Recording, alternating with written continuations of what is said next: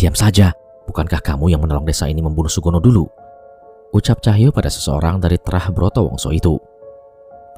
Urusanku hanya untuk menghabisi setiap orang dari Trah Darmo Wiloyo yang sudah menghalangi tujuan keluarga kami. Kalau kalian mau menghalangi, kalian juga harus mati, jawab orang itu. Sudah kuduga, tidak mungkin seseorang dengan ilmu hitam punya tujuan untuk melindungi warga desa. Entah aku merasa ia juga masih memiliki tujuan jahat yang lain. Dari arah tempat rumah Sugono yang berada sedikit di atas desa, kami melihat berbagai macam makhluk memasuki desa jauh lebih banyak dari jumlah sebelumnya. Iring-iringan banaspati dan roh yang melayang seolah memilih dengan bebasnya rumah mana yang akan mereka cabut nyawa pemiliknya. Hentikan Girman, urusanmu sama aku, jangan libatkan warga desa, ucap Cahyo, namun Girman hanya membalasnya dengan senyuman puas. Aku dan Cahyo mulai kewalahan menghadapi siluman ular anak buah dari Ingon Darminto dan tak mampu meninggalkan tempat ini. Gak ada cara lain Cahyo, aku harus masuk ke dalam desa dengan wujud Sukma, ucapku sambil menggenggam keris raga Sukma di dadaku. Jangan bodoh, ragamu bisa dihabisi dengan mudah oleh mereka. Lagi pula kamu sendiri apa bisa melawan demit sebanyak itu? Tahan Cahyo. Ucapan Cahyo memang benar, namun tidak mungkin aku membiarkan warga desa mati begitu saja. Aku tidak memperdulikan ucapan Cahyo dan tetap berusaha memisahkan Sukma dari ragaku. Namun saat setengah ragaku terpisah, tiba-tiba terdengar sebuah suara di telingaku. Apa anak yang kau ceritakan itu adalah benar? Itu adalah suara wanita yang sangat halus dan indah. Suaranya seperti jernihnya air yang menenangkan. Benar, siapa kamu? Tanyaku. Tidak ada jawaban atas pertanyaanku. Namun sebuah sosok terlihat berjalan di tengah-tengah desa dengan anggun. Seorang wanita berpakaian Jawa dengan selendang yang anggun. Danan, jangan-jangan itu, ucap Cahyo yang juga menyadari keberadaan makhluk itu. Iya Cahyo, mungkin itu Nyi Sendang Rangu, balasku yang merasa yakin dengan merasakan kekuatan yang terasa hingga seluruh penjuru desa. Wanita itu tidak hanya melihat ke sekeliling desa menatap semua makhluk yang mendekat. Saat itu juga makhluk yang dipanggil oleh Girman gentar dan perlahan menjauh. Tidak ada satupun makhluk yang berani mendekat ke sosok yang ayu dan rupawan itu. Tidak mungkin, itu Nyi Sendang Rangu, ucap Girman. Pria dari Trah Brotowongso itu pun terlihat gentar. Nyi Sendang Rangu, seharusnya ia sudah tidak ada, bukan saatnya aku melawannya, ucapnya yang segera memanggil kembali ingonnya dan pergi meninggalkan pertempuran ini. Saat mengetahui warga desa sudah aman, aku mengambil kesempatan untuk membacakan mantra pada keris raga Sukma hingga cahaya putih menyinarinya. Dengan memanfaatkan wujud Sukma, aku menghujam keris ini ke tubuh Ingon berwujud ular berbadan manusia hingga ia menggelepar dan perlahan menghilang kekuatannya. Kalian! Teriak Darminto yang tak terima dengan tindakanku. Girman memperhatikan sekitarnya. Tidak ada lagi makhluk yang tertarik dengan darah hitamnya. Kini mereka hanya tinggal berdua saja tanpa ada perlindungan dari siapapun. Nyi Sendang Rangu, lindungi kami dari dua musuh ini, teriak Girman. Nyi Sendang Rangu adalah Ingon dari keluarga Darmo Wiloyo. Apakah mungkin ia mau menuruti perintah Girman? Saat tak ada lagi demit yang mengelilingi desa, tiba-tiba terlihat seorang anak menerobos berlari keluar rumahnya. Ibu, itu ibu. Aku pernah lihat perempuan itu di dekat sendang, ucap anak itu. Jangan keluar, bahaya, ucap ibu dari anak itu yang segera menyusulnya untuk membawanya kembali ke dalam rumah. Nyi Sendang Rangu terlihat hanya tersenyum ke arah anak itu dengan mengangkat satu jarinya ke mulutnya seolah memberikan isyarat pada anak itu untuk diam. Terlihat beberapa warga yang penasaran, termasuk Mbok Iem yang juga keluar dari rumah untuk melihat sosok Nyi Sendang Rangu. Setelah memastikan warga desa aman, Nyi Sendang Rangu menghilang dari tengah-tengah desa dan seketika muncul di hadapan kami. Cantik, sangat cantik. Mungkin jika bidadari benar adanya, bisa jadi Nyi Sendang Rangu adalah salah satunya. Nyi, kami dari Trah Darmo Wiloyo. Leluhur kami adalah tuanmu. Habisi kedua orang ini, ucap Darminto. Seketika Nyi Sendang Rangu berpindah tempat ke hadapan Darminto. Di hadapannya Nyi Sendang Rangu tidak secantik tadi. Wajahnya berubah menjadi hitam yang sangat mengerikan dengan mata yang memutih. Jangan salah paham. Hubunganku dengan leluhur kalian bukan Tuan dan Ingon. Aku melindungi mereka karena keinginanku sendiri, ucap Nyi Sendang Rangu dengan suara yang sangat mengerikan. Saat itu juga tubuh Darminto terlihat ketakutan. Girman hanya menatap kejadian itu dari jauh tanpa bisa bergerak sedikit pun. Tak berapa lama setelahnya sesuatu tertarik dari tubuh Darminto dan Girman yang membuatnya terkulai tak berdaya di tanah. "Nyi, apa yang kamu lakukan?" tanyaku pada Nyi Sendang Rangu. Sosok Nyi Sendang Rangu kembali seperti semula dan mengarah kepada kami. "Aku menahan sukma mereka agar mereka tidak bisa mencoba mencelakai warga desa lagi," ucapnya. Aku menoleh ke arah Cahyo. Dari tadi aku tidak mendengar suaranya sama sekali. Di sebelahku Cahyo terlihat terpaku dengan mulut yang menganga dan mata yang terheran-heran. "Cantik Yonan, Sekar kalah cantik," ucap Cahyo dengan polos. Dengan segera aku menarik sarung dari tangannya dan melemparkannya ke wajahnya. "Heh, yang sopan, umurnya ratusan kali dari umurmu itu," ucapku pada Cahyo.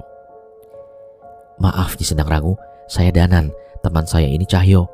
Maksud kami ke sini memang mencari Nyi Sendang Rangu atas petunjuk Raden Anjar," ucapku pada Nyi Sendang Rangu. Nyi Sendang Rangu menghampiri kami dengan wajah yang sangat ramah.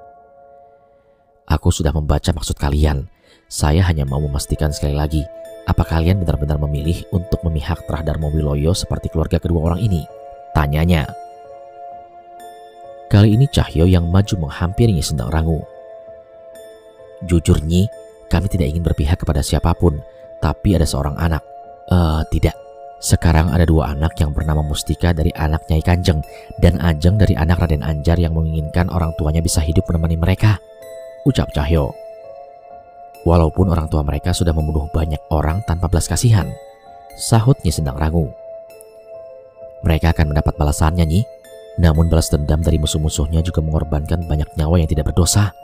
Kami terpaksa berada di pihak Nyai Kanjeng untuk mencari petunjuk cara menghentikan perseteruan ini," jelasku pada Nyi Sendang Rangu. Nyi Sendang Rangu terlihat berpikir. Sepertinya ia juga merasakan kekalutan di dalam dirinya. Lagi pula sudah ratusan tahun semenjak ia hidup berdampingan dengan keluarga atau musuh yang lain. "Aku mengerti. Sekarang lebih baik kalian kembali ke tempat anak itu. Saat keberadaan anak pemimpin telah diketahui akan sangat banyak musuh yang mengincarnya," ucap Nyi Sendang Rangu. "Lalu Nyi Sendang Rangu bagaimana? Apakah bisa membantu kami?" tanyaku. "Saya akan tetap di sini. Perlindungan yang sejati berasal dari Yang Maha Pencipta," jawabnya. Memang tidak ada yang salah dari ucapan Nyi Sendang Rangu. Tidak ada yang lebih mampu melindungi Tika dan kami semua selain perlindungan dari Yang Maha Pencipta. "Benar Nyi, tapi Nyi Sendang Rangu tidak bisa membantu kami," tanya Cahyo. "Saya akan menilai sendiri nanti. Namun seandainya anak itu dalam bahaya, saya mengizinkan kalian untuk memanggil saya," jawabnya. "Tapi Nyi, bagaimana cara kami memanggil seorang Nyi Sendang Rangu?" tanyaku. "Kamu sudah tahu caranya.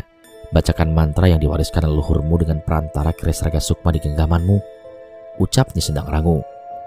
Aku tertegun dan Nyi Sendang Rangu segera menghilang meninggalkan kami. Tidak mungkin ia kupanggil dengan menggunakan mantra itu. Itu adalah mantra untuk memanggil leluhurku. Kecuali Nyi Sendang Rangu adalah... Aku dan Cahyo melaju secepat mungkin ke arah pendopo tempat persembunyian Nyai Kanjeng yang berada di dalam hutan. Mengerikan, tak seperti saat kami pertama kali ke tempat ini. Hampir dari seluruh penjuru hutan terlihat makhluk berbagai wujud melayang menuju arah pendopo. "Cahyo, cepetan. Kalau lawannya makhluk sebanyak ini, Pak Le pasti kewalahan," ucapku yang terus memaksa Cahyo untuk melaju dengan cepat. "Sebentar Tonan, sabar. Coba kamu lihat di depan itu, ada apa?" ucap Cahyo yang perlahan mulai menghentikan motornya. Memang benar kata Cahyo. Di hadapan kami sudah berkumpul sejumlah pocong yang sepertinya berniat untuk menghalangi kami. Di tempat ini tak ada pemakaman. Hampir dapat dipastikan pocong-pocong ini adalah kiriman seseorang. Mereka ini sebenarnya nggak ngerti atau pura-pura nggak ngerti sih? Melihara satu pocong buat penglaris aja udah hidupnya pasti nggak tenang. Gimana kalau sebanyak ini? Ucap Cahyo dengan kesal. Mereka gelap mata. Justru kalau ada kesempatan, tugas kita buat nyandarin mereka, balasku pada Cahyo. Aku dan Cahyo membaca ayat-ayat suci untuk menenangkan jasad-jasad yang terbungkus kain kafan yang berdiri di hadapan kami. Suara geraman dan tangisan terdengar dari penampakan-penampakan di hadapan kami. Entah itu suara tangisan atau suara amarah, semua terdengar jadi satu hingga tidak dapat dibedakan. Saat perlahan demi perlahan sosok itu menghilang, aku dan Cahyo kembali menaiki motor Cahyo untuk melanjutkan perjalanan. Namun salah satu sosok pocong tadi terlihat berubah menyerupai kakek-kakek dan menghampiri kami. "Terima kasih, anak. Hati-hati sama mereka yang sudah mempunyai darah hitam. Mereka bukan lagi manusia," ucap sosok kakek itu yang segera menghilang bersamaan dengan sosok lainnya setelah memperingatkan kami. "Getih irang, apa mereka sudah tidak bisa kita anggap sebagai manusia lagi?" tanya Cahyo. "Seperti kiriman kemarin, aku nggak bisa mikir sekarang. Nanti aja kita tanyakan sama Pak Le," jawabku yang segera memberikan isyarat kepada Cahyo untuk terus melajukan Vespa tua miliknya. Seperti yang sudah kami duga, secara tak kasat mata pendopo Nyai Kanjeng sudah berubah menjadi medan pertempuran. "Pak Le!" teriakku yang melihat Pak Le sedang duduk bersila di hadapan pintu dengan menggenggam kerisnya. Saat mendekat, aku merasakan hawa panas. Aku tahu ini adalah pelindung yang dipasang Pak Le yang hanya membakar makhluk yang mendekat dengan niat jahat. "Sana bantuin Pak Le, biar aku yang jagain raga kalian," perintah Cahyo. Dengan segera aku mengambil posisi di sebelah raga Pak Le, membentuk posisi yang sama, menggenggam keris raga sukma di dada dan memisahkan sukma dari ragaku. Mengerikan. Dalam wujud sukma terlihat dengan sangat jelas, Pak Le seorang diri menahan berbagai macam serangan siluman-siluman dari berbagai wujud. Tidak hanya itu, terlihat beberapa wujud manusia melayang di sekitaran pendopo ini. "Jangan bengong, Danan. Pak Le bisa ngurusin demit-demit ini. Kamu urus yang di belakang rumah. Terlambat sedikit, semua yang di pendopo bisa dalam bahaya," ucap Pak Le. Aku menoleh ke tempat yang diperintahkan oleh Pak Le. Di sana terlihat sosok makhluk wanita besar berambut hitam panjang, tapi sebenarnya aku tidak bisa membedakan apa itu rambut atau lendir. Sebagian tubuhnya seperti tenggelam di tanah, sementara tangan dan sebagian tubuhnya merangkak berusaha menembus pelindung yang dibuat oleh Pak Le. Dengan penuh konsentrasi, aku pun membacakan sebuah mantra kepada kepalan tanganku dan melemparkan ajian lebur saketi. Sebuah pukulan jarak jauh untuk melumpuhkan makhluk itu. Sayangnya ia hanya sedikit terpental dan kembali lagi kepada posisinya. Pantas saja Pak Le tidak mampu menahan makhluk ini sambil melawan makhluk yang lain. "Danan, makhluk sekuat itu pasti punya pengikat, entah jimat, pusaka atau apa. Coba cari dulu," ucap Cahyo yang menjaga tubuh kami sambil mengawasi pertempuran ini. Benar kata Cahyo. Aku pun memilih meninggalkan makhluk itu, melayangkan sukmaku lebih tinggi dan mencoba membacakan aliran kekuatan yang memperkuat makhluk itu. Samar-samar namun terlihat sebuah benda terkubur di bawah salah satu pohon. Di sana juga terlihat bekas tanah yang baru dikubur. Segera aku menghampirinya dan menghujamkan keris raga sukma ke tanah itu. Sontak ledakan kecil muncul dari tanah dan mengeluarkan benda berupa botol kayu kecil yang pecah oleh seranganku. Aliran benda kental berwarna hitam seperti keluar dari botol itu menyerupai darah yang sudah membusuk. Saat itu juga suara teriakan menggema ke seluruh hutan. Sosok makhluk wanita hitam bertubuh besar itu berteriak seperti merasa kesakitan. Tidak menyia-nyiakan waktu, aku segera menghampirinya, membacakan mantra pada kerisku dan menusukkan ke tubuh makhluk itu. Sekilas aku merasakan terdapat lebih dari satu jiwa yang membentuk makhluk ini. Ada ratusan nyawa yang ditumbalkan oleh pemilik ingon ini untuk bisa membuatnya patuh. Kali ini di setiap seranganku, kubacakan doa-doa yang kuharap bisa sedikit meringankan beban mereka yang telah mati dengan cara yang sangat mengenaskan di tangan manusia biadab yang menumbalkan mereka hanya demi kekuatan fana ini. Saat makhluk itu menghilang, tiba-tiba salah satu sosok sukma manusia yang melayang terjatuh dan menjadi pucat seolah kekuatannya mulai menghilang. "Brengsek kalian, untuk apa kalian ikut campur urusan kami?" ucapnya. Aku menghampiri Pak Le, sepertinya dialah pemilik ingon itu. "Sudah, hentikan, masih ada waktu untuk bertobat. Nyai Kanjeng dan Raden Anjar sudah memilih jalan yang benar. Sampai kapan kalian ingin seperti ini?" teriakku pada sosok itu. "Sampai semua yang menghalangi tujuan kami mati," balasnya dengan penuh emosi. Kali ini sukma salah seorang yang lainnya menyerang pendopo seperti membaca mantra. Bahkan hanya dengan mendengar ucapannya saja, aku sudah merasakan bahaya. Tak lama setelahnya, muncul wujud siluman berbadan macan tak jauh dari hadapan Cahyo. "Cahyo, hati-hati!" teriakku. Namun sepertinya kekhawatiranku sia-sia. Dalam sekejap, sosok siluman macan itu segera terpental jauh ke arah pemanggilnya. Tak mau menyia-nyiakan waktu, Pak Le membacakan sebuah mantra dan memainkan gerakan tangan hingga muncul sebuah bola api. Geni Baraloka, salah satu ilmu terkuat milik Pak Le. Ia melemparkan serpihan-serpihan apinya pada roh-roh penasaran yang diperbudak oleh mereka hingga roh itu bisa tenang dan pergi ke alam seharusnya. Melihat kondisi pertempuran sudah berbalik, manusia dalam sosok Sukma itu memilih untuk mundur dan menarik semua pengikutnya. Bukan hanya kami, ada begitu banyak orang yang menginginkan kematian anak itu dan ibunya. Kalian pasti mati, ancam salah satu dari mereka. Saat keadaan sudah aman, aku dan Pak Le kembali ke raga kami dan segera masuk memastikan keadaan Tika dan yang lain. Sungguh pemandangan yang tidak pernah kusangka. Pak Gito, Tika, Nyai Kanjeng, dan Yunijah sedang bersimpuh sambil melantunkan ayat-ayat suci. Pak Le, tolehku pada Pak Le. Tika yang ngajak, dia yang mengajarkan ibunya sedikit demi sedikit mendalami agama, jawab Pak Le. Aku sedikit tersenyum dan perlahan menghampiri mereka. Mas Danan, Mas Cahyo, sambut Tika dengan wajah cerianya. Sepertinya walaupun dalam keadaan mencekam, Tika juga mendapatkan banyak hal baik yang bisa membuatnya tersenyum seperti itu. Tebakanku, hal baik itu adalah kedua orang tuanya berada di sisinya. Kamu sudah mandi belum? Jangan-jangan dari pas Mas tinggal tadi kamu belum mandi, goda Cahyo. Tika yang berlari menghampiri kami seketika berhenti dengan memasang raut muka cemberut yang lucu. Alah, jangan dengerin Tik, yang belum mandi itu Cahyo. Alasannya lagi keadaan darurat terus, timpalku.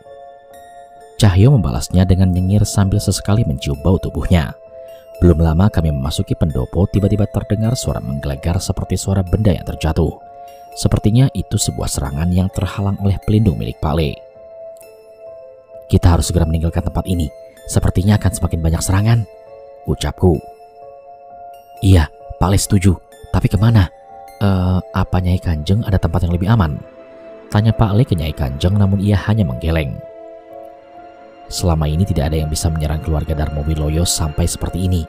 Jadi kami tidak pernah mempersiapkan untuk kejadian ini, jawab Nyai Kanjeng. Kami berpikir cukup keras hingga tiba-tiba Cahyo menghampiriku. Nan, aku penasaran. Mes yang dulu kita datangi di desa Tanggul Mayit sepertinya tidak ada yang berani masuk ke sana, termasuk demit-demit suruhan dukun itu. Apa ada kekuatan yang melindunginya? Tanya Cahyo. Seketika aku teringat kejadian saat menolong Yanto dan teman-temannya. Setiap saat meninggalkan mes itu, tubuhku merasakan adanya perbedaan aliran kekuatan yang membuat aku terhuyung. Ah, benar juga. Sebenarnya itu tempat apa? Tanyaku pada Nyai Kanjeng. Saya tidak tahu, tapi menurut adat turun-temurun dari Trah Darmo Wiloyo, tempat itu tidak boleh dimasuki. Tempat itu menjijikkan karena hanya digunakan untuk menyimpan calon tumbal, jelas Nyai Kanjeng. Mendengar kata-kata itu, aku sedikit kesal. Sebegitu rendahnyakah nyawa manusia di mata mereka Trah Darmo Wiloyo? Lalu mengapa saat itu Nyai Kanjeng menyimpan jasad hidup anak Nyai Kanjeng di sana? Tanyaku. Saat itu tumbal-tumbal yang disediakan memang untuknya, sehingga ia harus berada di dekat dengan calon tumbalnya, jawab Nyai Kanjeng. Cahyo pun merasa kesal mendengarnya. Itu pasti kata dukun itu kan? Tanya Cahyo memastikan dan Nyai Kanjeng hanya mengangguk mengiyakan. Danan, kalau gitu kita ke sana, teriak Cahyo. Saat itu juga semua yang ada di pendopo itu setuju. Yunijah yang tak ada hubungan apa-apa dengan kejadian ini akan kami turunkan di rumah keluarganya yang tak jauh dari hutan ini. Pak Gito, aku, Tika, dan Nyai Kanjeng bersiap menggunakan mobil milik Nyai Kanjeng. Sementara Cahyo dan Pak Le sedang membersihkan jok Vespa tua milik Cahyo dan bersiap untuk menaikinya. Pak Le kenal dengan Mas Jagat. Katanya sih sepupu Pak Le dan masih ada hubungan darah dengan kita. Tanyaku sementara Pak Gito sedang mempersiapkan mobilnya. Walah, Jagat, udah lama gak ketemu. Lah, kalian ketemu di mana? Tanya Pak Le. Di rumah Raden Anjar. Saat ini nasib Raden Anjar tidak jauh dengan Nyai Kanjeng. Mas Jagat ku mintai tolong untuk melindungi Raden Anjar dan anaknya, ucapku pada Pak Le. Saat itu juga Cahyo menoleh. Sepertinya ia baru ingat sesuatu. Kalau begitu Raden Anjar juga diincar, Nan. Mungkin Nyai Kanjeng bisa mengirimkan utusan untuk mengajaknya ke mes, teriak Cahyo. Pak Le menepuk pundak Cahyo dan menenangkan kami. Sudah, tidak usah minta tolong Nyai Kanjeng, biar Pak Le saja. Ayo cepat kita berangkat, jawab Pak Le. Lah, Pak Le juga bisa ngirim utusan gaib. Aku kok baru tahu ya? Tanya Cahyo. Utusan gaib gundulmu, tinggal nelpon Jagat aja kan bisa. Jangan bilang kelamaan di Jagat Segoro Demit bikin kamu lupa teknologi zaman sekarang, ucap Pak Le. Aku sedikit tertawa melihat Cahyo yang menggaruk-garuk kepalanya. Ya sudah Pak Le, kira-kira mereka ada kendaraan untuk ke sana nggak ya? Tanyaku. Lah, kalian nggak ngeliat pas ke sana Jagat naik apa? Tanya Pak Le. Dan kami berdua pun hanya menggeleng. Saat itu Pak Gito memberikan isyarat bahwa mobil sudah siap dan Nyai Kanjeng sudah masuk bersama Tika. Kami pun segera memulai perjalanan menuju mes tempat yang dulu selalu kami harap tak pernah ada. Malam kini semakin larut. Kami melaju kendaraan dengan cepat. Rupanya prediksi Cahyo memang benar. Pak Le juga diincar oleh orang-orang ini. Hal yang mengagetkan ku ketahui saat aku menanyakan kepada Nyai Kanjeng. Rupanya dari sekian banyak yang mengincar Tika dan Nyai Kanjeng, sebagian besar adalah saudara-saudara mereka sendiri yang ingin menghabisi Tika. Keberadaan Tika sebagai anak dari pemimpin Trah Darmo Wiloyo dianggap sebagai aib oleh saudara-saudara Nyai Kanjeng. Walaupun tidak berniat untuk ikut campur dengan urusan Darmo Wiloyo, mereka tetap khawatir suatu saat Tika akan memiliki kemampuan untuk mengambil posisi tertinggi di Trahnya. Saat mulai memasuki jalanan yang dikelilingi oleh hutan, di tengah perbincangan kami tiba-tiba terdengar suara pukulan dari atap mobil. Awalnya kami menganggap sebagai suara benda jatuh biasa, namun suara itu terus berulang seperti sesuatu sedang berada di atas mobil. Mas Danan, itu apa? Tika takut. Aku menoleh ke belakang dan melihat wajah Tika pucat pasi di pelukan Nyai Kanjeng. Ia menatap ke jendela di sebelahnya dan terlihat dengan jelas sesuatu yang membuatnya sampai ketakutan seperti itu. Itu adalah rambut hitam panjang menjuntai yang diikuti dengan wujud kepala nenek tua yang menatap ke arah Tika dari atap mobil. Aku bersiap membacakan doa untuk mengusirnya. Namun kali ini gantian Pak Gito yang terlihat kaget hingga mobil yang kami tumpangi hampir keluar jalur. Mas, setan! Ucap Pak Gito yang terlihat menjauhi jendela di sampingnya. Rupanya niat mereka membunuh Tika tidak main-main, hingga mengirimkan makhluk ini untuk mengejar kami. Aku membacakan ajian Muksa Pangreksa untuk menghindari niat jahat dari makhluk-makhluk itu. Namun sepertinya itu tidak cukup. Aku harus keluar untuk menghadapi mereka. Tapi ini bukan seperti di film-film action di mana aku bisa bertarung di atas mobil tanpa terjatuh. Bisa-bisa bukannya beradu dengan demit, malah wajahku yang beradu dengan aspal. Di tengah kebingunganku, aku melihat Pak Le sedang mengikat sarung Cahyo ke tubuhnya dan Cahyo seolah menjaga agar tubuhnya tidak terjatuh. Aku seperti membaca niat Pak Le dan segera menarik keris Rogo Sukmo dari tubuhku. Mas Danan mau ngapain? Tanya Pak Gito. Tolong jaga tubuh saya ya Pak. Ucapku yang segera memisahkan sukmaku dari raga dengan menggenggam wujud gaib keris Raga Sukma. Dengan tubuh Sukma, aku dan Pak Le bertarung dengan makhluk-makhluk kiriman ini tanpa takut terjatuh. Dari atas mobil aku melihat sosok nenek dengan leher panjang yang menakuti Tika tadi. Ia berusaha memasuki mobil namun sesuatu seperti menghalanginya. Saat itu juga aku menusuk roh itu dengan keris Raga Sukma hingga asap hitam keluar perlahan dari tubuhnya. Sayangnya dari sisi jendela Pak Gito, makhluk serupa berbalik menyerangku dengan menyemburkan asap hitam yang membuat aku hampir tak bisa melihat keadaan sekitar. Tanpa penglihatan yang jelas, tiba-tiba sebuah luka gigitan tersemat di pundakku. Wujud sukmaku tidak mengeluarkan darah, namun rasa sakit juga dirasakan oleh tubuhku. Aku mencari keberadaan makhluk-makhluk itu di tengah kepungan asap hitam, namun tidak menemukannya sampai sebuah mantra terdengar menggema di sekitaranku. Itu adalah suara Pak Le. Seketika asap itu menghilang dan keberadaan kedua nenek itu kembali terlihat. Danan, segera habisi kedua makhluk itu. Mereka cuma membawa teluh. Biar Pak Le fokus mencari apa yang mereka bawa. Perintah Pak Le. Aku pun setuju dengan Pak Le. Mereka bukan makhluk yang sulit dihadapi. Namun sesuatu yang mereka kirimkan mungkin bisa mempengaruhi Pak Gito atau kendaraan ini hingga mencelakai kami semua. Dengan segera aku membacakan doa untuk menenangkan kedua makhluk itu, namun ternyata kekuatan hitam mengikat kedua makhluk ini. Yang membuat mereka patuh oleh mereka yang mengirimnya. Pak Le masuk ke dalam mobil dan mengeluarkan benda kecil yang terbungkus kain kafan, seperti berisi tanah kuburan dan terikat jerami. Entah apa lagi yang berada di dalamnya. Yang pasti aku merasakan kekuatan hitam pekat dari benda itu. Kedua makhluk tadi menjadi beringas ketika mengetahui teluh yang ia bawa telah diambil oleh Pak Le dan mulai mengejar Pak Le. Tanpa pikir panjang, aku membacakan doa ke arah keris Rogo Sukmaku dan menghujamkannya ke arah kedua makhluk itu. Dan makhluk itu pun menghilang di kegelapan bersama dengan melajunya mobil yang dikendarai oleh Pak Gito. Terlihat juga Pak Le sudah membakar benda yang menjadi perantara teluh itu dan segera memerintahkan aku untuk ke dalam mobil. Mobil kami melaju semakin cepat hingga melalui halte proyek perusahaan milik Nyai Kanjeng. Namun tepat sebelum memasuki jalur hutan, tiba-tiba kendaraan kami dihadang oleh beberapa orang berpakaian lusuh yang dipimpin oleh seorang pria berpakaian Jawa, lengkap dengan sarung dan keris yang terikat di pinggangnya. "Siapa mereka, Nyai Kanjeng?" tanyaku pada Nyai Kanjeng. "Itu adalah Raden Sarwokusumo, anak tertua dari almarhum Pakde saya," jawabnya terlihat gemetar. Dari reaksi Nyai Kanjeng, aku bisa menebak bahwa mereka tidak di pihak kami. Saat itu kami turun dari mobil sementara Nyai Kanjeng menyembunyikan Tika di belakangnya. "Nyai Kanjeng, saya masih menghormatimu sebagai saudara. Habisi anak haram itu sekarang dan kalian akan kubiarkan hidup," ucapnya.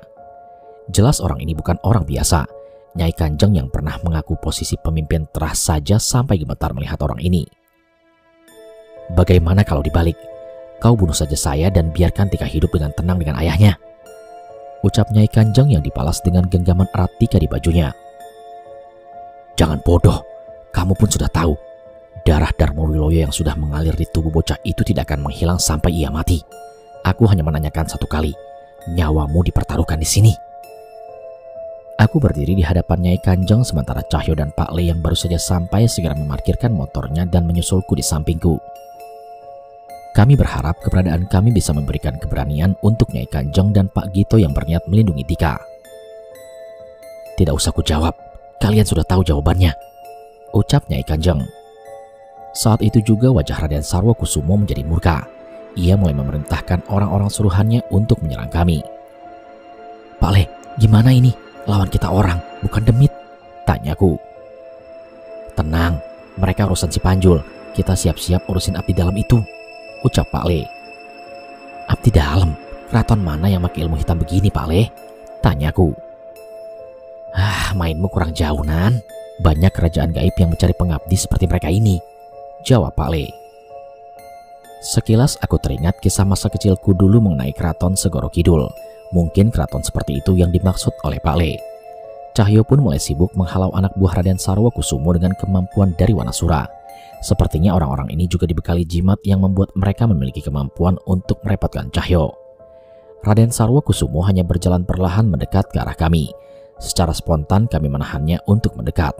Namun aneh, ia tidak melakukan apa-apa dan hanya melipatkan tangannya di belakang dan seketika aku terpental cukup jauh saat ia mendekat. "Mas Danan!" teriak Pak Gito, tapi matanya tidak mengarah ke arahku melainkan ke tubuhku. Sukmaku terpisah sementara tubuhku terjatuh di hadapan Raden Sarwokusumo. Beruntung Pak Le masih bisa mempertahankan sukmanya di dalam raganya. Samar-samar terlihat pancaran kekuatan dari tubuh Pak Le yang beradu dengan kekuatan hitam dari tubuh Raden Sarwokusumo. Semua ini terlihat jelas dengan wujud sukmaku. Sayangnya sukmaku terpisah dengan paksa sehingga aku harus menstabilkan wujud ini untuk memanggil wujud gaib dari keris raga sukma untuk bertarung. Tak lama kemudian tubuh Pak Le juga ikut terpental. Beruntung ia berhasil menjaga agar sukmanya tidak terpisah sepertiku. "Sampai kapanpun ilmu putih tidak akan mampu melawan kekuatan seperti ini," jawabnya. Cahyo yang mengetahui kondisi kami yang dalam bahaya segera menghempaskan setiap orang yang menyerangnya dan bersiap menyerang ke arah Raden Sarwokusumo itu. "Kakek tua, jangan sombong kamu," ucap Cahyo sambil melompat untuk menghempaskan Raden Sarwokusumo dengan kekuatan dari Wanasura. Namun anehnya sebelum sampai menyentuhnya, Cahyo terjatuh dan sesuatu terlempar dari dalam tubuhnya. Sosok roh kera raksasa itu Wanasura. Wanasura terpisah dari tubuh Cahyo. "Cahyo, roh Wanasura!" Aku memperingatkan Cahyo yang masih mengumpulkan kesadaran. Dan saat mendengar teriakanku, seketika Cahyo panik. Wanasura tidak memiliki tubuh fisik. Akan sangat berbahaya bila terpisah dari tubuh Cahyo di alam manusia. Sukmaku pun menghampiri Wanasura dan menuntunnya kembali ke Cahyo yang berlari ke arahnya. Setelah membantu menyatukan kembali ke tubuh Cahyo, aku segera mendekati tubuhku. Namun kekuatan besar dari Raden Sarwokusumo menahanku untuk menyatu lagi. "Habisi mereka. Sukma mereka akan menambah kekuatan kalian," ucap Raden Sarwokusumo pada sosok yang seketika muncul dari kegelapan hutan di belakangnya. Bayangan hitam muncul dari belakang Raden Sarwokusumo. Wujudnya terlihat semakin jelas berwujud seperti manusia yang tingginya lebih dari 2 kali manusia biasa, dengan kepala kuda dan berbagai perhiasan yang biasa dikenakan oleh prajurit zaman kerajaan dulu. "Hati-hati Pak Le, makhluk itu ingon peliharaannya," Kijaran Rundra, peringat Nyai Kanjeng. Makhluk itu sudah memakan ratusan sukma bahkan semenjak belum menjadi ingon Raden Sarwokusumo. Mendengar ucapan Nyai Kanjeng, aku sedikit panik. Terlihat juga Cahyo setengah mati menahan roh Wanasura untuk tetap di tubuhnya. Sayangnya yang aku takutkan pun terjadi.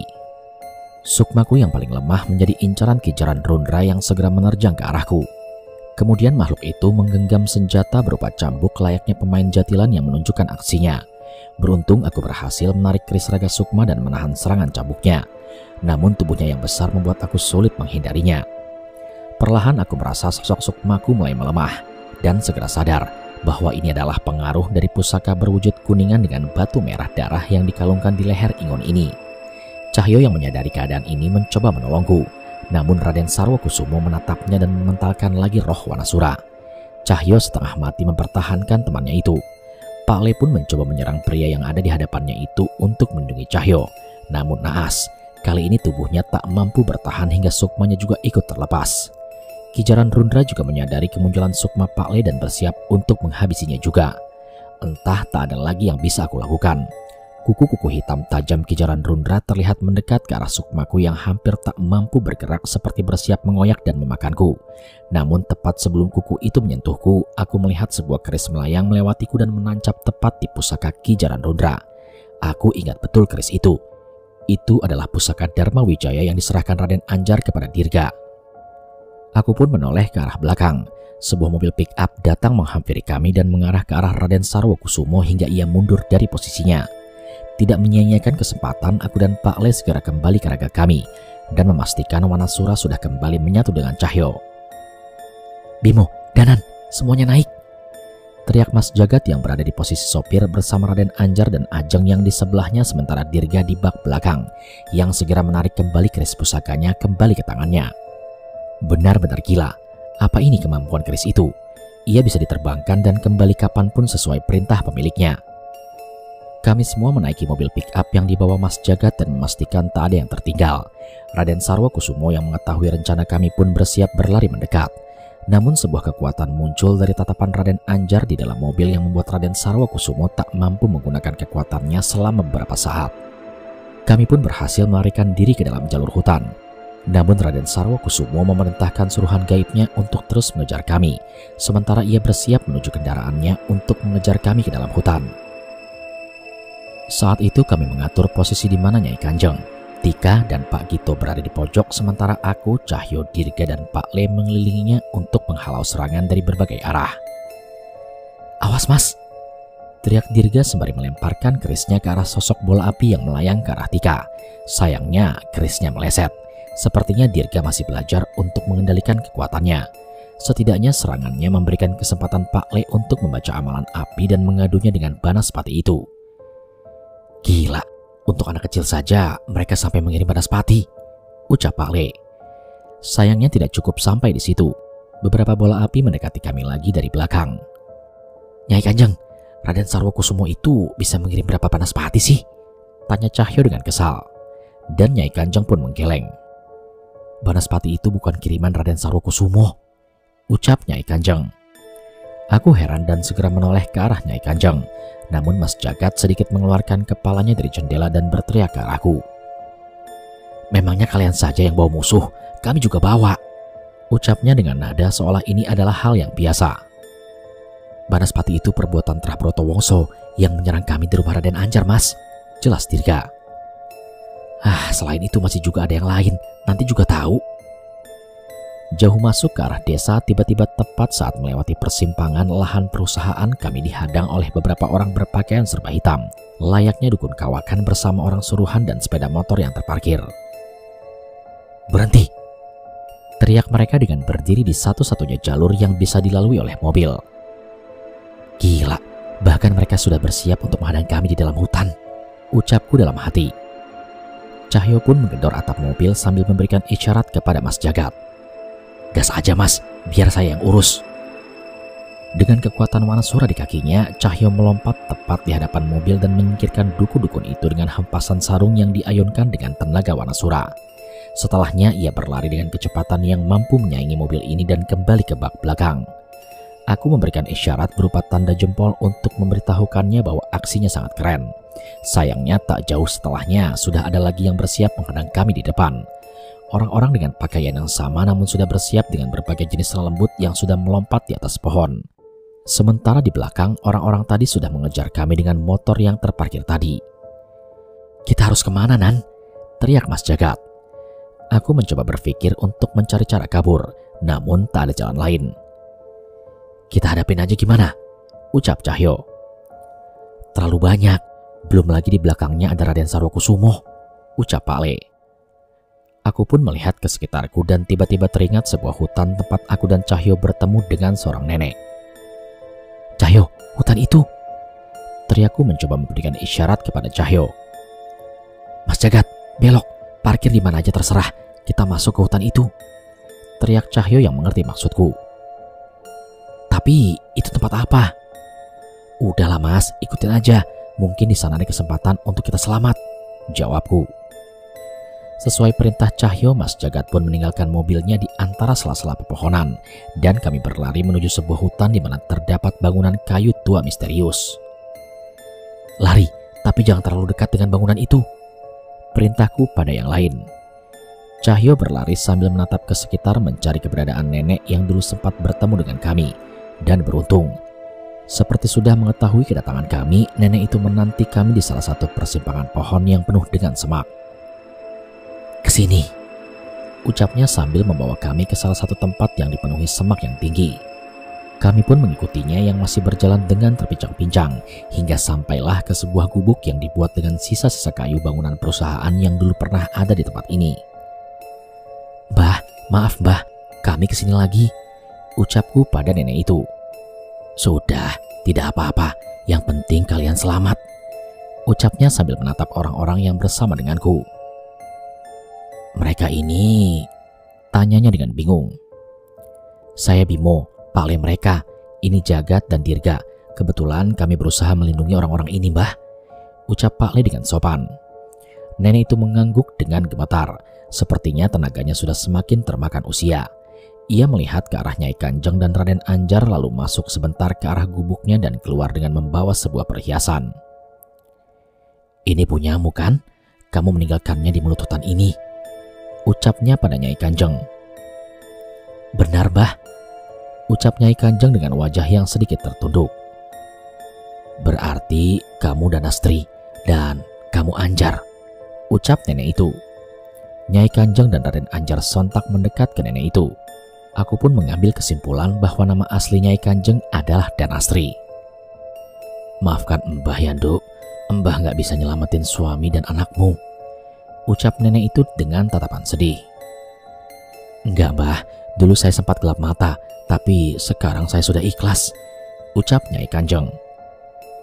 "Mbah ini jangan-jangan eyang kami, Nyai Betari Darmowiloyo, leluhur kami yang mengasingkan diri?" tanya Raden Anjar. Dan nenek itu pun mengangguk. "Tapi jangan panggil saya dengan nama itu, panggil Mbah saja," ucapnya sambil beberapa kali menepuk tubuh Raden Anjar dan Nyai Kanjeng seolah merasa terharu bisa bertemu dengan anggota keluarganya lagi. "Kalian bersembunyi dulu di tempat ini. Saya harus mengawasi agar mereka yang mengejar kalian tidak merusak bangunan kayu itu," lanjutnya. "Aku ikut, Mbah," ucapku yang segera disusul oleh Cahyo. Belum sempat aku mengejarnya, tiba-tiba terdengar suara ledakan dari bangunan tua itu. Mbah pun menjadi semakin cemas dan berjalan semakin cepat dengan kakinya yang sudah sulit untuk berjalan. "Keluar kau, Nyai Kanjeng!" teriak seseorang yang berusaha masuk ke dalam bangunan tua itu. Mereka membawa beberapa orang dan tak sedikit demit yang mengikutinya. Kami pun mengintip dari sebalik semak sementara Mbah terlihat sangat cemas. "Mbah, sebenarnya di dalam bangunan itu ada apa sih?" tanya Cahyo. "Nanti kalian tahu sendiri. Mungkin kedatangan kalian semua adalah pertanda saatnya menghadapi makhluk itu," jawab si Mbah. "Maksud Mbah apa?"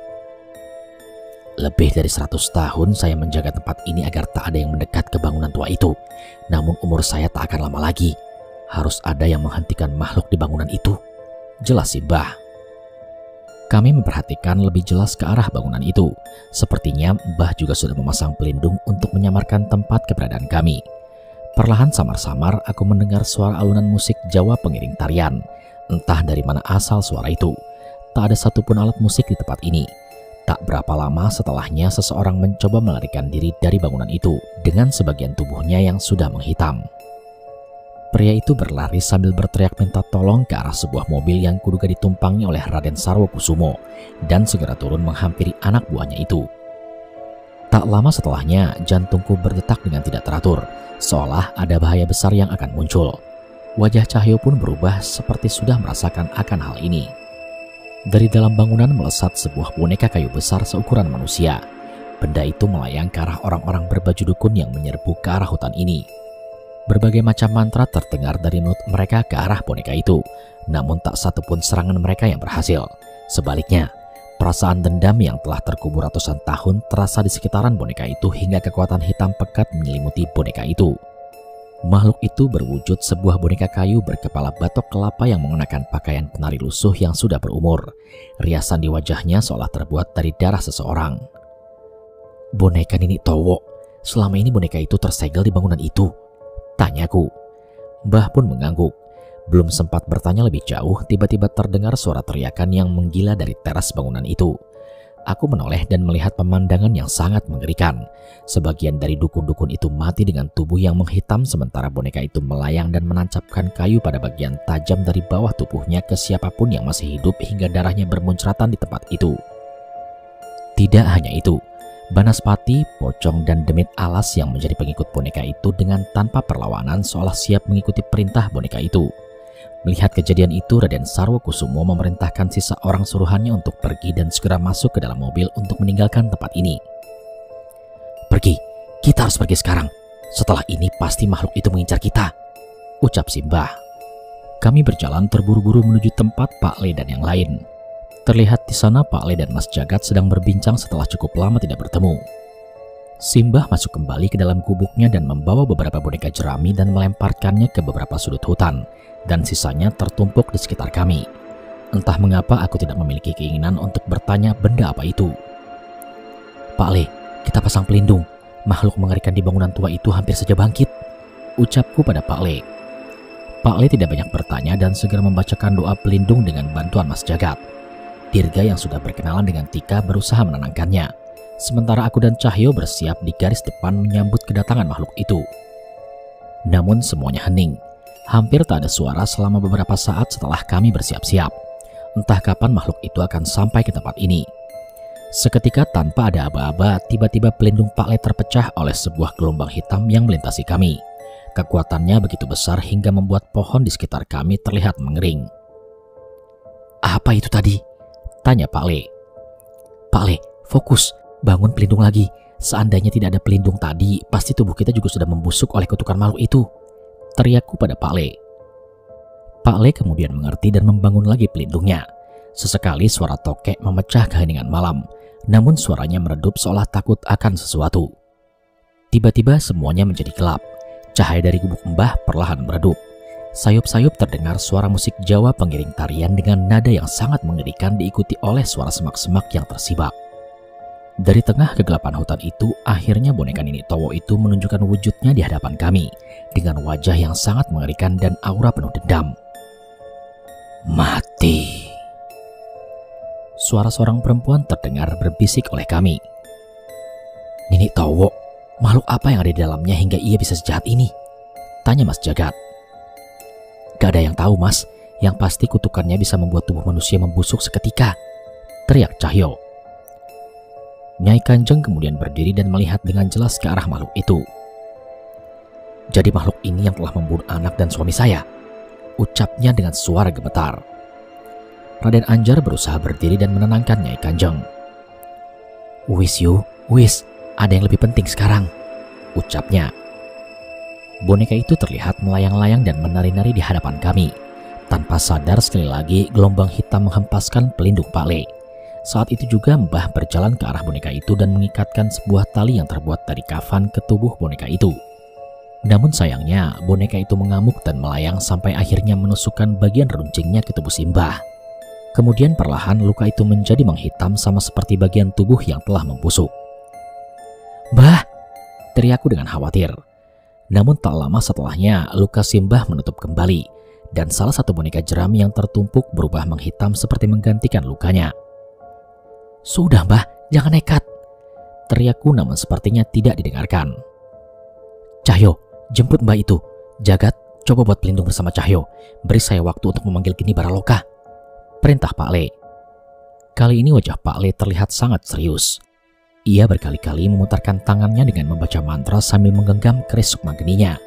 Sebuah api putih tercipta dan perlahan membesar dan terus membesar. Ia melemparkan Geni Baraloka ke boneka itu hingga terbakar. Namun dengan cepat api Pak Le termakan oleh kekuatan dendam yang memancar dari tubuh boneka itu. Cahyo dengan sigap membawa nenek itu kembali ke dekat kami, sementara Pak Le kembali membesarkan Geni Baraloka. Kini api itu bukan untuk menyerang boneka itu, melainkan untuk membakar kami semua. Hangatnya api ini harusnya bisa melindungi kami dari serangan makhluk itu, tapi entah sampai kapan, dendam makhluk itu semakin besar setiap melihat manusia. "Api apa ini? Hangat, luka kutukanku pulih sepenuhnya," ucap Simbah. "Ini Geni Baraloka milik Pak Le. Dia bisa memulihkan kutukan dan menenangkan roh. Benar begitu kan Mas Danan?" ucap Mas Jagat. Aku hanya mengangguk. Rupanya ilmu Pak Le juga sudah diketahui oleh Mas Jagat. Samar-samar dari cahaya api kami melihat sosok anak perempuan yang memasuki boneka Nini Towo itu. Wajahnya penuh dengan dendam dan seolah ingin membunuh siapapun yang ia lihat. Merespon Geni Baraloka Pak Le, makhluk itu menerjang ke arah kami dengan diselimuti kekuatan hitam. Seketika jantung kami berdetak keras seolah merespon dendam makhluk itu. "Kita harus bagaimana Pak Le? Keluar dari api ini sebentar saja, tubuh kita pasti membusuk," tanyaku pada Pak Le. "Entahlah, sekarang kita bertahan sekuat mungkin dulu. Kamu bantu juga jaga api ini tetap menyala," ucap Pak Le. Namun sial, aku tak menyangka akan ada kejadian seperti ini.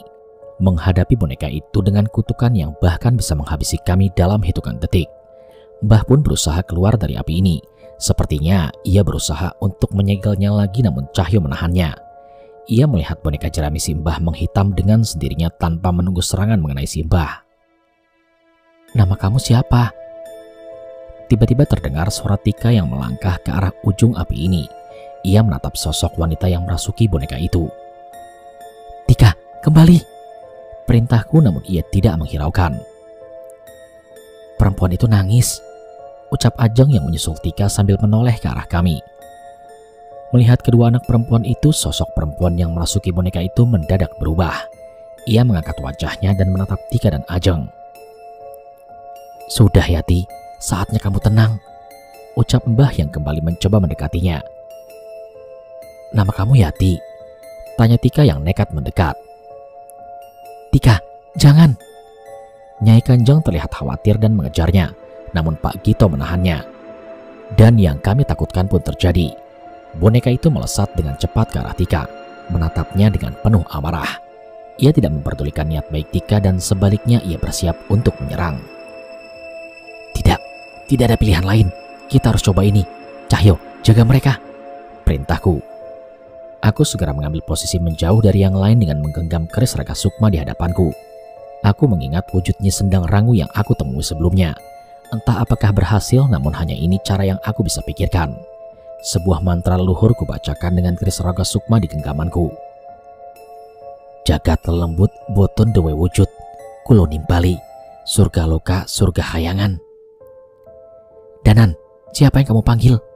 teriak Pak Le yang sadar tidak ada leluhur kami yang masih gentayangan di alam ini. Aku tidak memperdulikannya dan terus melanjutkan mantraku. "Ketuh mulih sampun nampani, tekan asa tekan sadaten." Rintik-rintik hujan mulai turun, mulai deras dan semakin deras. Aku merasakan mantra ini berhasil. Namun bukan suara tertawa terkekeh Eyang Widarpa yang terdengar, ataupun langkah tegap Daryana yang mendekat, melainkan bayangan yang bening dan jernih terbentuk dari derasnya hujan yang mengguyur kami. Perlahan sosok itu mulai muncul di hadapan kami. Sosok wanita cantik bak bidadari yang segera mendekat ke arah Tika. "Nyi Sendang Rangu, dia benar-benar datang," ucap Cahyo dengan tenang. Tetesan air yang jatuh dari langit perlahan memadamkan api Pak Le. Padahal selama ini bahkan di dalam air pun api Pak Le masih menyala. Gelombang energi hitam yang dikeluarkan boneka Nini Towo itu tidak lagi membunuh kami yang basah oleh air yang jatuh bersamaan dengan keberadaan Nyi Sendang Rangu. Ternyata Nyi Sendang Rangu benar-benar datang, ucapku yang seolah tidak percaya. Tenang Danan, saya pasti memenuhi janji saya, sama seperti kamu yang menepati janjimu dengan hanya memanggilku saat anak ini dalam bahaya, ucap Nyi Sendang Rangu. Kali ini sosok boneka Nenek Towo itu terlihat gentar. Ia melayang mundur. Tak satupun kutukannya bisa bekerja di bawah hujan Nyi Sendang Rangu. Boneka itu melayang mundur, namun tiba-tiba Nyi Sendang Rangu sudah berada di belakangnya. Wujud ini tidak pantas untukmu, ucap Nyi Sendang Rangu yang menggenggam kepala boneka itu dan menghancurkannya berkeping-keping. Sontak di hadapan kami berdiri dengan jelas roh wanita yang mungkin bernama Yati itu. Wajahnya penuh dengan amarah dan dendam. Saat menatapnya, wajah Nyi Sendang Rangu berubah menghitam dan semakin menyeramkan.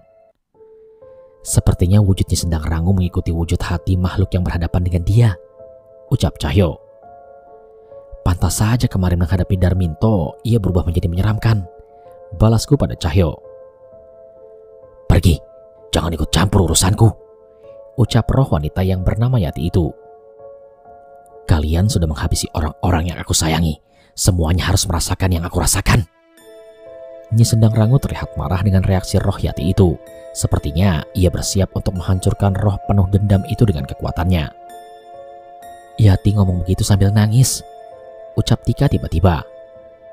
Tanpa sadar kami semua menatap roh Yati memastikan ucapan Tika. Nyi Sendang Rangu juga merespon ucapan Tika. Nyi, perempuan itu apa nggak boleh pergi dengan tenang? Tanya Tika. Setelah orang yang ia bunuh termasuk kakakmu, tanya Nyi Sendang Rangu. Kalau saja dia bertemu Mas Danan atau Nyi Sendang Rangu semasa hidup, mungkin dia tidak akan jadi seperti ini, tambah Ajeng. Nyi Sendang Rangu kembali dengan paras cantiknya dan tersenyum kepada kedua anak wanita itu. Dengan sekali kibasan selendangnya, mendadak Yati menghilang dari pandangan kami. Sosok makhluk yang sedari tadi hampir membunuh kami bisa ditenangkan oleh Nyi Sendang Rangu dengan cara seperti itu. Aku terheran-heran. Entah aku tidak bisa membayangkan seberapa kekuatan yang dimiliki oleh Nyi Sendang Rangu. Biar ku simpan sukmanya. Mungkin beristirahat di Sendang Rangu bisa memurnikan dendamnya yang telah tertimbun ratusan tahun, ucap Nyi Sendang Rangu dengan suara yang begitu menenangkan. Seketika senyuman muncul di wajah Tika dan Ajeng. Mereka segera berlari kembali ke arah Nyai Kanjeng dan Raden Anjar. Dan satu yang aku tahu, sepertinya Nyi Sendang Rangu sama sekali tak sudi menoleh ke arah Nyai Kanjeng dan Raden Anjar. Nyi, kami masih harus menghadapi Raden Sarwokusumo dan Trah Brotowongso, ucapku kepada Nyi Sendang Rangu. Ia pun mengangguk seolah memberikan persetujuan untuk membantu kami. Dan sesekali ia menatap Pak Le dan Mas Jagat yang masih heran dengan keberadaan Nyi Sendang Rangu yang merespon mantra pemanggil leluhur Sampara. Maaf Nyi, kalau saya tidak sopan. Apa Nyi Sendang Rangu salah satu leluhur kami? Ucap Pak Le tiba-tiba.